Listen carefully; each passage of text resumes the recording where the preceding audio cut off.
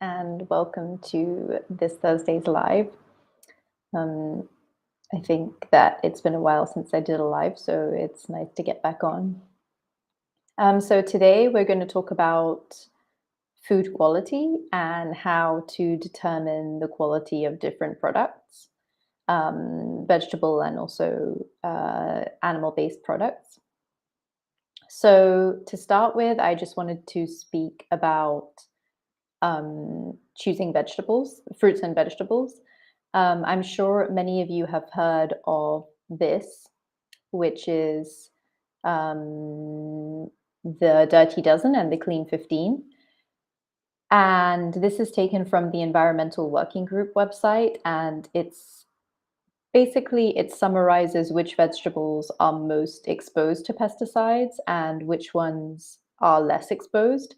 And this kind of changes every year, actually. So they update it every year to kind of evaluate the pesticide and herbicide use on different fruits and vegetables. And of course, things like strawberries, berries, peaches, anything where the skin is exposed to pesticides, obviously it really easily just gets absorbed into the fruit. So commonly those things are better to choose organic. Um, and then things that have a skin like avocado, um, mangoes, those generally are less exposed to pesticides, and you can choose kind of conventional ones and be, like, relatively speaking, safe with those. Um, so I would say that the most ideal is to always choose organic to be safe, but not only that, but also for environmental reasons, because of course the way in which conventional farming and the use of pesticides and herbicides and tilling and these kind of practices is actually destroying the soil quality, which in turn destroys and weakens the nutrient density of the foods that grow on that soil. So there are kind of bigger reasons beyond just health, or your personal health, for choosing organic. But of course, it's not affordable for everyone, which is why being able to choose and target which products you buy organic and which ones you don't is really useful. And this Clean 15 and Dirty Dozen list is quite useful to kind of determine which. So um, why is it important to buy organic? So again, organic foods higher in vitamin C and flavonoids. Eating non-organic foods will increase your exposure to pesticides, and pesticides have been linked to things like ADHD, intelligence, also gut health issues, behavioral disorders. There's so many things that are linked to excessive pesticide consumption. Eating non-organic food also increases your exposure to antibiotic-resistant bacteria, which is of course not good. Um, Eating organic boosts your antioxidant intake by around 40%. So again, this relates to the type of soil that organic food is grown on. It's just more nutrient dense and less depleted, and then therefore the vegetables and fruits that actually grow on that soil are more nutrient dense and healthier. So organic vegetables also contain between 48 to 400% less heavy metals. So this is also something that's really important to consider, because heavy metals are linked to Alzheimer's, thyroid problems, cardiovascular disease, hormone imbalance. So again, you can see there are many reasons beyond just, um, you know, the one thing of avoiding pesticides. There's, the nutrients, the heavy metals, all of these things relate to buying organic versus non-organic. So this is a note um, on the environmental working group. So on the first page, I mentioned that the Clean 15 and Dirty Dozen list was taken from the environmental working group. So just a side note on what the environmental working group is. It's basically a really great website and resource where you can look up different contaminants that could be in your tap water. And they also have a really great skincare guide where you can type in the different products that you use and see if those are contaminated and with different chemicals. So as an example, I think I typed in a zip code that was close to Austin, Texas. And here it shows 12 contaminants detected. And some of them exceed the environmental working group health limits on whether those are necessarily safe. And it will also give you options of different filters that you can use to filter those contaminants. So here you can see the different contaminants, and it gives you an amount. So it's 225 times more than what environmental working group considers as a safe and healthy amount of this specific contaminant. And then it will tell you what potential effect this contaminant could have on on your health. And it also states, you can see here, no legal limit. So some of these contaminants don't actually have um, a legal limit that's defined in any way, which doesn't necessarily mean that they're safe. It's just that they haven't been studied enough, or they haven't been in enough trials to determine that they're actually a health risk. Although, of course, as we know, the body is really complex, and who knows what the combination of all these different contaminants can do in the body, especially when they're compounded on one another and interact, and combined in your body with different, maybe pharmaceutical drugs or air pollution and different things. So it's really great to go to the Environmental Working Group website and type in your zip code, and then just find out what kind of contaminants are in the water in your area. Um, Here is there's personal skincare product guide. So you can go on the guide here, and you can type in the database is really big. So most products, so they have 90,000 products. So you can type different products in, and then find out what is inside different products.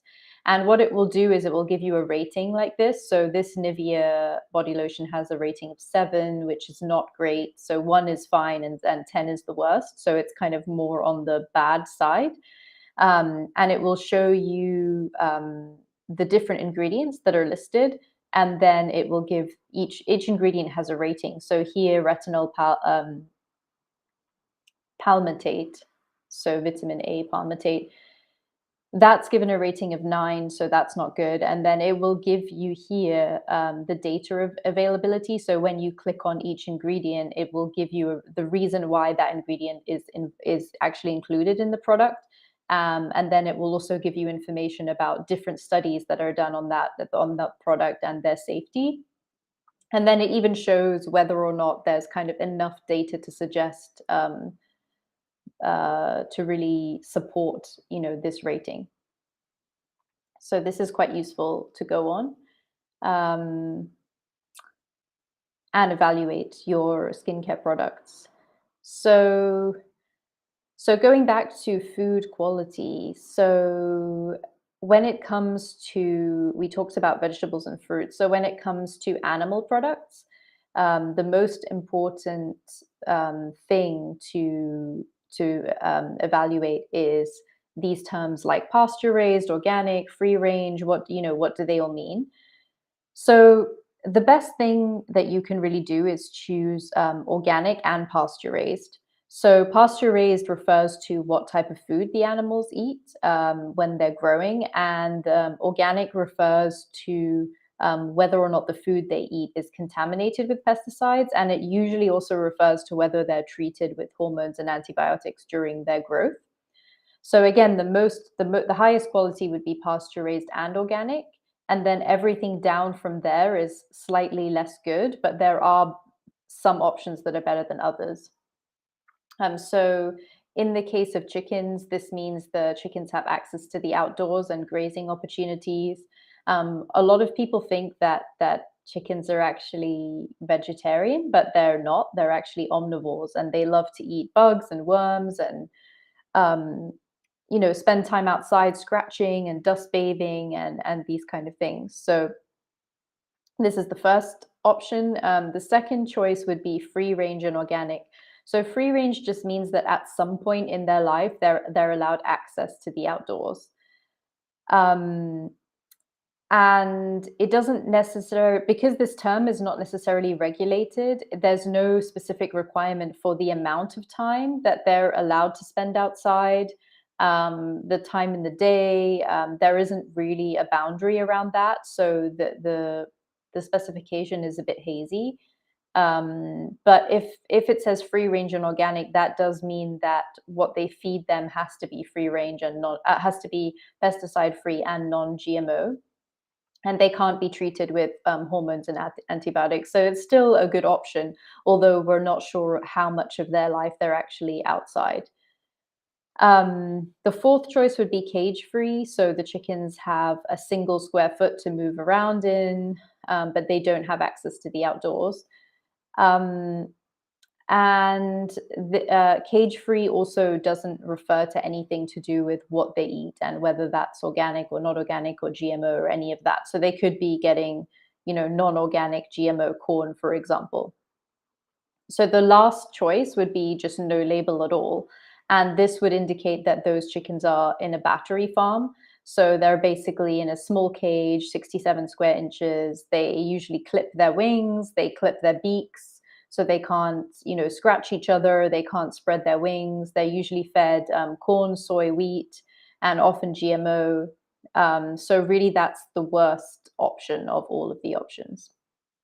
Um, Sometimes you'll see other claims like natural or real or just other words that seem like they're positive, but none of these things are. They're just marketing words. They don't really bear any relation to how the animals are raised, and they're not regulated in any way. So yeah, here's an example. The top one is of free range animals, and the bottom one is of battery farmed animals. And I'm sure most of you have seen pictures of this type before.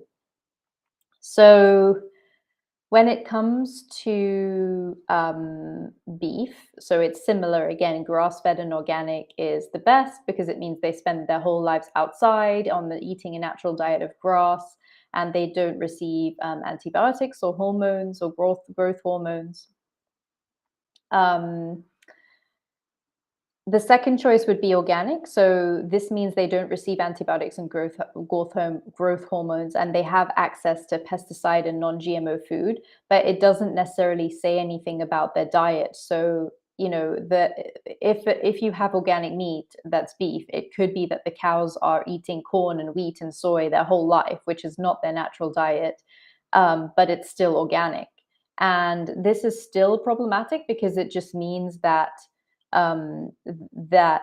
the cows are most likely not that healthy because cows are supposed to eat grass. Everything about their digestive tract and their body is really designed for that, and when they're forced to eat another type of diet, then that's when illnesses occur, and that's also when the composition of their meat is not as optimal as it could be.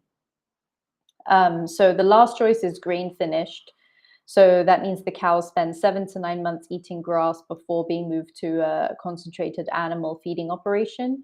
And here they spend 4 to 6 months being rapidly fattened with corn and soy, and they're treated with antibiotics and growth hormones. So actually, all cows, even the feedlot cows, start off as being grass-fed, and they're only fattened and moved to the concentrated animal feeding lot later on. Um, However, this is still really problematic because, again, as I said, with even the organic version, they basically they're eating a diet that's not natural to what cows should eat, which means that they get sick. And I think a lot of people think that cows get sick, they just treat them on with antibiotics on an ad hoc basis because they might have gotten sick because they're in close proximity to one another, but they're actually given antibiotics routinely with their food because cows kept in this kind of environment by default will get sick. So they're given antibiotics with their food. It's not just kind of a random thing or when they're sick. And this is a reflection really on how unnatural this environment is for cows. And then that reflects in, of course, their meat quality and the fat quality and the ratios of nutrients and everything. Not to mention, of course, the impact on the environment, which is huge and not good. Um, And I think that's for another conversation. Although we can, Dr. Hyder and I have spoken quite a lot about this, and I think that the environmental impact of grass-fed versus non-grass-fed and animal products is a huge debate, and I think that regenerative agriculture practices using grass-fed animals can actually be really, really good for the environment and part of the solution to this climate change that a lot of people talk about. um, so that's something to bear in mind. It's not just about animal products bad, plant foods good. It's really about the way that these animals are raised and the way in which they can be used to regenerate the ecosystem or not. Um, So seafood, so wild caught means that the seafood was caught in its natural environment by a fisherman. This could be in ocean, lakes, or rivers. Farmed seafood, so this means the seafood is raised in tanks or pens. Again, the shrimp and the fish are fed with corn, wheat, soy. Which is the same as what chickens and beef are fed with. And yeah, again, these can really crowded tanks can cause disease and changes the quality of the fish.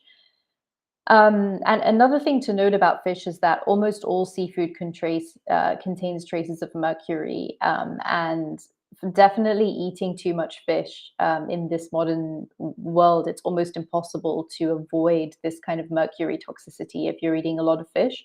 But one way to mitigate it is actually choosing the smaller fish. So small fish, so haddock, salmon, trout, they contain a lot less mercury than the bigger fish like swordfish, shark, king mackerel, because the bigger fish eat smaller fish and they have more time to grow and they have more time to eat the smaller fish, which means that mercury accumulates in their tissues. So if you want to kind of avoid mercury toxicity or just be aware of that, it's about choosing the smaller fish and yeah, avoiding bigger ones. Um, okay, so why is it important to consume pasture-raised animals? So as I said, the ratio of omega-3 to 6 is really important. And inflammation is kept in check when the omega-3 to 3 omega-2 to 3 to 6 ratio is kind of balanced. And a 2-to-1 ratio is really what we're looking for, and this is reflected in the meat of and the fats of pasture-raised animals. And non-pasture-raised animals have a ratio of about 9-to-1 versus 1.5-to-1 or 2-to-1. So they have much more omega-6, and this imbalance of ratio can cause inflammation in the body. And I think this is often why that there are some studies to show that eating excessive animal products or eating too many animal products can cause inflammation. And often in these studies, they don't differentiate between grass-fed and pasture-raised and conventionally raised animals. And this is a really important point because it's not the same product at all. So pasture-raised animals also contain more vitamin E, glutathione, vitamin A, vitamin D. They're just generally more nutritious. They're again not treated with hormones and antibiotics. And organic, even if you buy organic and not grass-fed, you're buying an animal that's consumed food that wasn't treated with pesticides and herbicides. Um, and then, of course, there's the environmental welfare part of it, which we spoke about briefly in the last on the last slide. But grass-fed meat can actually sequester carbon and reduce carbon emissions and help to regenerate soil quality, help to increase biodiversity. When animals are raised in the proper way, it can really help the land and the soil thrive, which is what we want. And when they're raised in a bad way through, feedlot operations, concentrated animal feeding, this is really what's releases carbon emissions and what creates a strain on the environment in terms of the waste that they produce and in terms of the actual quality of meat that you get from these CAFA and feedlot operations. Um, so that's, a reason beyond, of course, we have the personal reasons and the health reasons, and then expanding outwards the environmental reasons to choose organic and to choose grass-fed. And actually, those are really one and the same, because usually what is healthy for us as an individual is healthy also for us as a collective. And there's usually no separation between those things, which is quite nice because it makes everything a lot easier um, in order to know what to choose. So lastly, fats and oils. So I think I did another live about this, but when we're talking about fats and oils, the important thing is how they're processed, rather than labeling certain fats as bad. Although I know saturated fats and butter and these kind of things were demonized for a long time as being artery clogging, and that's just not the case. And processed oils such as canola, soybean, vegetable oil, those are really the fats that should be demonized, because they go through a very industrialized process of refining, bleaching, deodorizing, um, winterizing, degumming, all of these processes that are just not healthy at all, and that can lead to inflammation. It's not to do with the level of saturated fat or anything to do with the type of fat. It's how it's processed.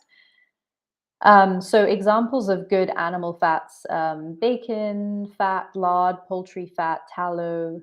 Again, if you choose tallow, it should be from grass-fed animals, because of the omega-3 to 6 ratio that we talked about. And plant fats, things like avocado oil, coconut oil, macadamia, olive oil, red palm oil. These are examples of good plant fats. And so when it comes to fats, again, the things to pay attention to are: how was this made? Was it extracted with hexane? Was it made in a factory? Was it deodorized and bleached and all of these things? Or was it just cold pressed? Or was it just rendered? And the second thing is the smoke point. So here you can see, oh, I think I put the Celsius instead of the Fahrenheit, but we get the idea, which is that different oils have different smoke points, which means they oxidize at different temperatures. So you can't use the same oil for cooking as you can for like a salad dressing or a raw application. Some things, like the more saturated the fat, the more heat stable it is, and the more you're able to apply heat without it becoming oxidized. So things like lard, ghee, coconut oil, which is a saturated fat, they can withstand higher temperatures. And then other fats like flaxseed oil, for example, is really just good for salad dressing, and for any kind of cold applications, and not really for cooking, because it's very easily rancidified and oxidized. So I think that is it when it comes to food quality. I know that we have some questions, which I'm going to check out now. Um,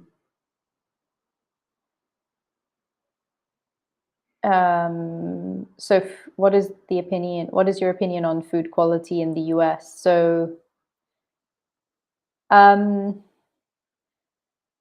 so I think the US is interesting because it's one of those places where you can, have the extreme of things. I think the extreme is very present there. So there are really amazing farms like Polyface Farm. If you're aware of that farm, it's in Virginia, I believe. And then there's also White Oak Pastures.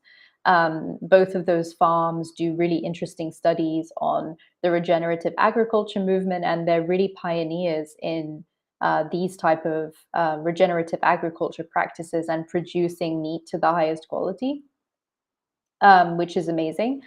And then you'll also have extremely low quality battery farm, and concentrated animal feed operations, and kind of intensive industrialized farming processes that are just not healthy for individuals or the environment.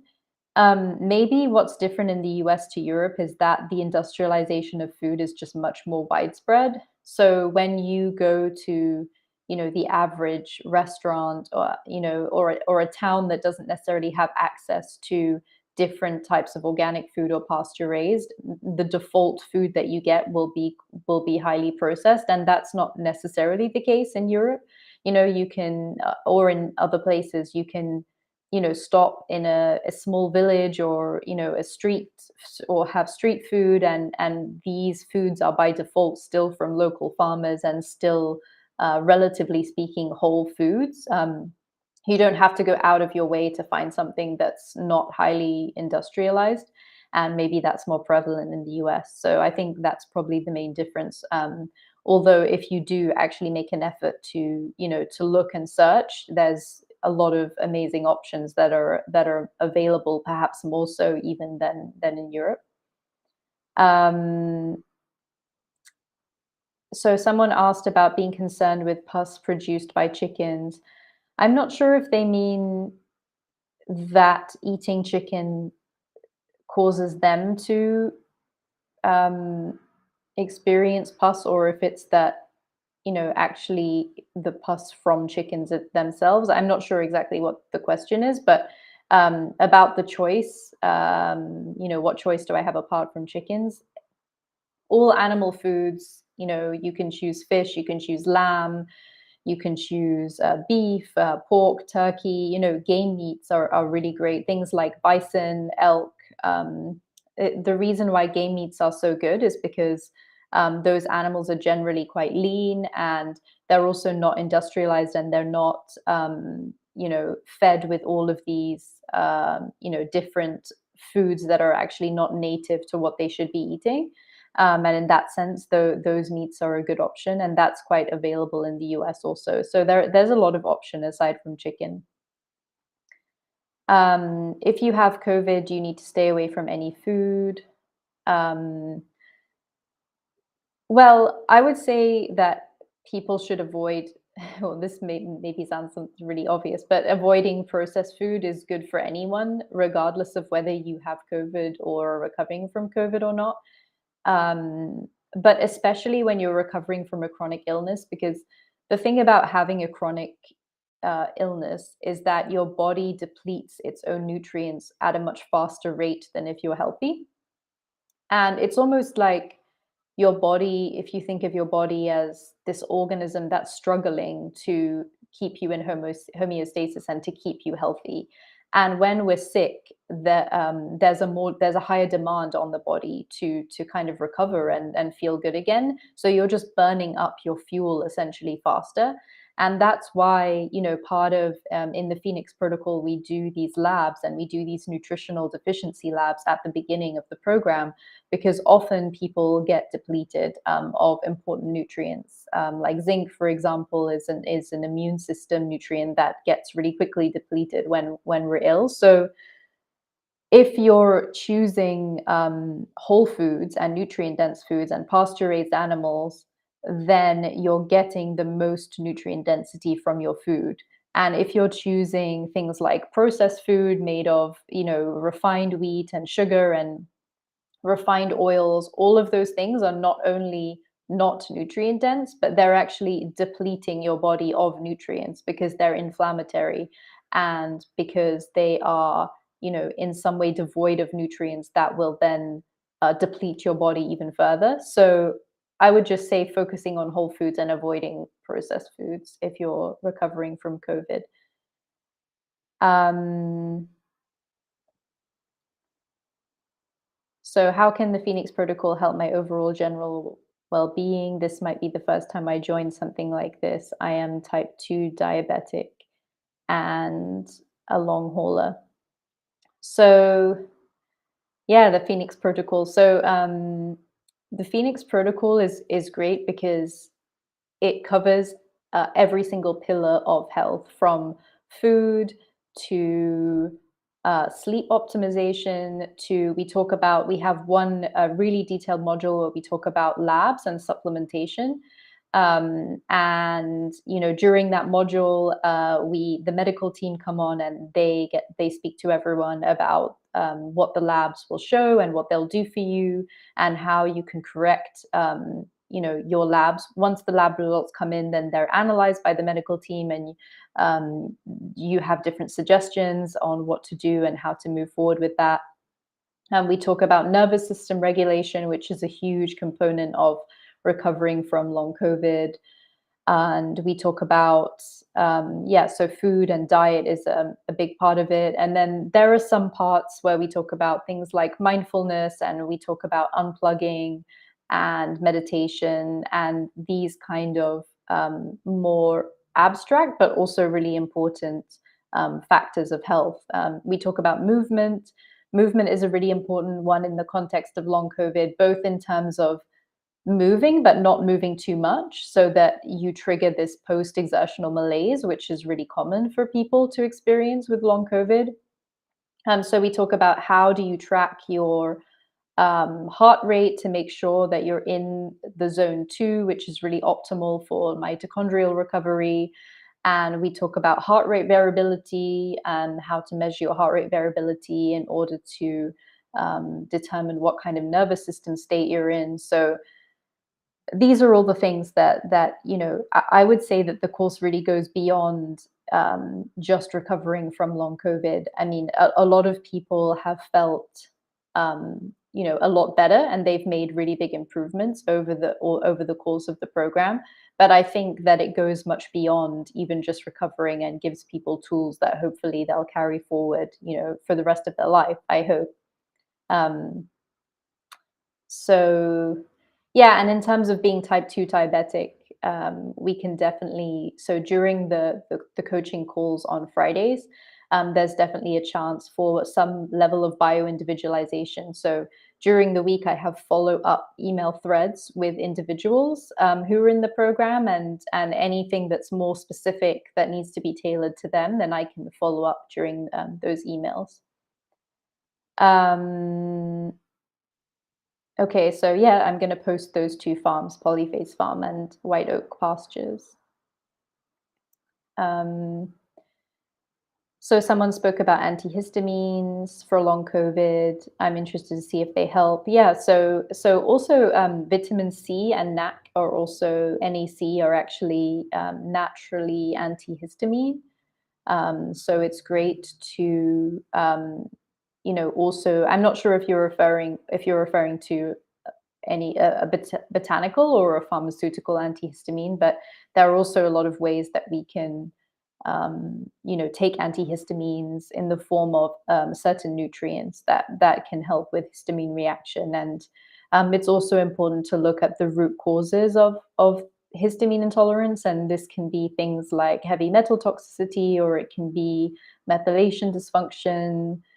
Certain medications that inhibit the DAO enzyme can even trigger histamine intolerance. So it's good to also look at the root cause of that. So different types of magnesium facilitate function in different ways. Natural foods are more bioavailable than supplements. Which would you recommend for vascular function, and more specifically heart and brain? Um, so my favorite magnesium for like cognitive function is actually magnesium threonate. Unfortunately, it's one of the more expensive magnesiums, but it's really great for sleep and therefore immune function, and it's really good for cognitive health and brain. Um, so yeah, if you can get hold of an magnesium threonate and it's not too expensive, I would say that that's the best magnesium. And yes, natural foods are more bioavailable for sure than supplements. But the issue with magnesium is, as we were talking about this organic versus non-organic, Unfortunately, magnesium is one of the minerals that's most depleted in our food sources over time. So our food is just not as magnesium rich as it was 100 years ago, and it's almost impossible to get the daily recommended magnesium, especially when you're stressed and have a chronic condition. So supplementation for magnesium is just something that really everyone should do on a day-to-day basis. Um, so yeah, I would definitely recommend doing a supplementation for that versus trying to get it through whole foods. And I would say magnesium is almost the only thing I would say this for. It's really that important.